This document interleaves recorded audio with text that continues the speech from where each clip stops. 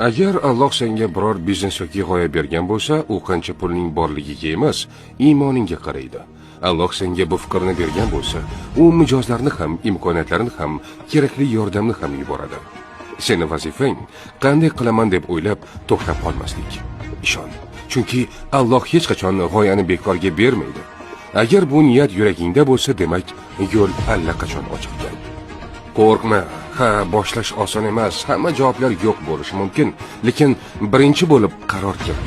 Keyin imkoniyatlar. Iymoning esa puldan tezroq yuradi. Yolg'iz emassan. To'g'ri odamlar, yordam beradigan insonlar yo'lda seni kutyapti. Lekin agar oldinga harakat qilmasdan turaversang, ular seni topa olmaydi. Agar pulni yoki belgi kutayotgan bo'lsang, mana shu aynan o'sha belgi. Bu videoni biznes g'oyasini boshlay olmayotgan tanishlaringizga yuborib qo'ying. Bir qadam tashlab Alloh